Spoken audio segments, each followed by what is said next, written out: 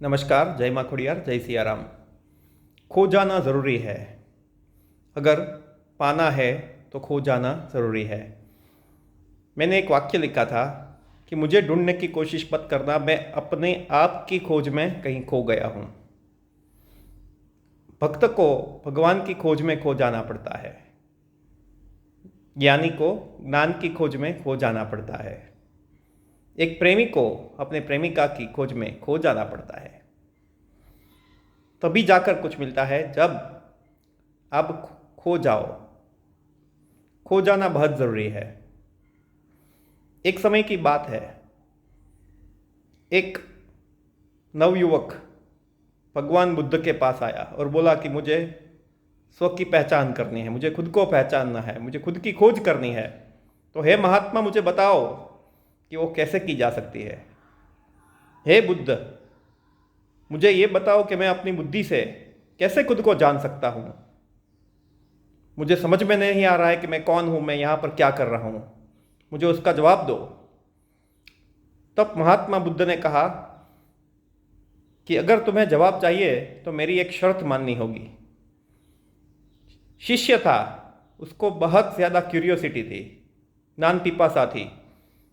उसने कहा, हे महात्मा, हे गुरुजी, आप जो शर्त रखोगे मुझे मंजूर है, बस बताइए मुझे करना क्या है।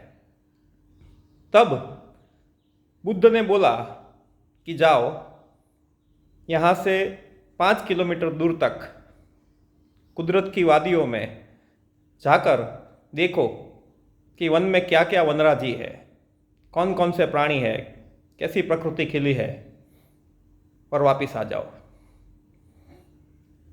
शिष्य बहुत ज़्यादा उत्साहित था। उसने सोचा कि गुरु ने कुछ बोला है, महात्मा बुद्ध ने कुछ बोला है, तो कुछ तो तर्क होगा। वो गया और अपने दिल से उसने वनराजी को देखा, उसने वहाँ के जलचर प्राणियों को देखा, वहाँ के पेड़ पौधों को देखा, उनमें एकाकार हो गया, आधा दिन बिताया और वापस आ गया। वापस आकर बोला बुद्ध से, क्या करना है। बुद्ध ने बोला, आराम करो, कल बताऊंगा। दूसरे दिन सुबह 4 बजे वो बुद्ध के पास पहुंच गया कि हे गुरुजी, बताइए मुझे क्या करना है। बुद्ध ने बोला, आज एक काम करो, आज 10-15 किलोमीटर तक चले जाओ और शाम को वापस आना और देखो वन वन में कौन से प्राणी है, कौन से जीव है, बस देखो।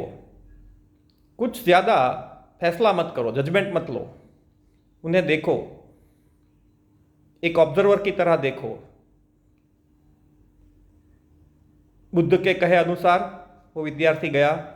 उसने 7-8 घंटे पूरी की पूरी जगह देख ली, खुद में उसको एकाकार कर लिया, और जैसे एक अच्छा विद्यार्थी गुरु की आज्ञा का पालन करता है, उसने भी पालन किया।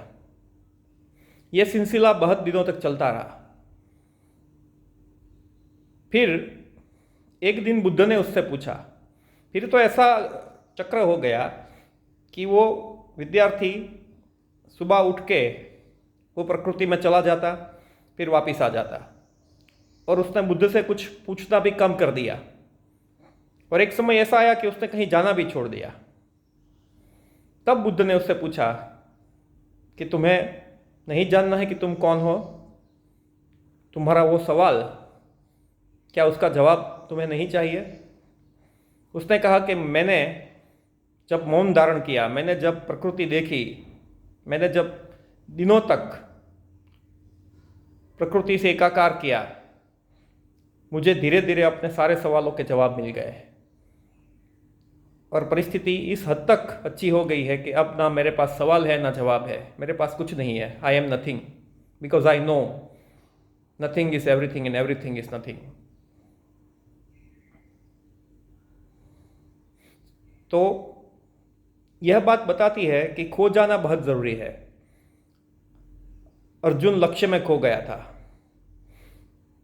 नरसिंह मेहता भगवान कृष्ण की भक्ति में खो गए थे, उनका हाथ जल गया तो भी उनको पता नहीं चलता। गुजराती में जो है ना गजल के, हाथ आँखों बड़े एम पण बने, हाथ पूरा जल जाए, ऐसा भी हो सकता है। उसके लिए नरसिंह मेहता की कहानी करनी पड़ेगी, वो कभी करेंगे।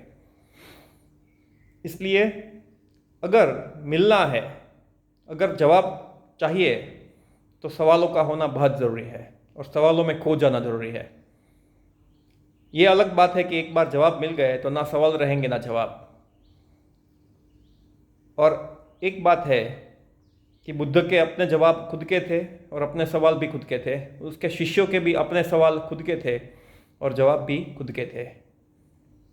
तो इसीलिए मेरा मानना है कि खो जाने की प्रक्रिया बहुत ज़रूरी है। हम खो जाने से बहुत डरते हैं। ये डर जो है वही हमें सत्य के मार्ग से भटका देता है। अगर सत्य जानना है तो पहले खो जाना पड़ेगा। अगर कुछ पाना है तो पहले खो देना पड़ेगा। शायद खो देने की इसी अवस्था को जीतने के बाद ही पांडव बने थे और राम शायद वनवासी हुए थे, उसके बाद ही वो भगवान राम बने थे। और शायद इसी के बाद भगवान बुद्ध बने थे। तो मैं आशा रखता हूँ कि ये विवरण आपको अच्छा लगा होगा। ये एक फ्री फ्लो कमेंट्री थी। इस पर मतलब ज़्यादा मैं ये नहीं कहूँगा कि मैंने कोई स्क्रिप्ट तैयार की थी। तो जो भी कहा दिल से कहा, खुद के अनुभव से कहा, खुद के ज्ञान से कहा है। जय माँ खोडियार, जय सिया राम, शुभ रात्रि।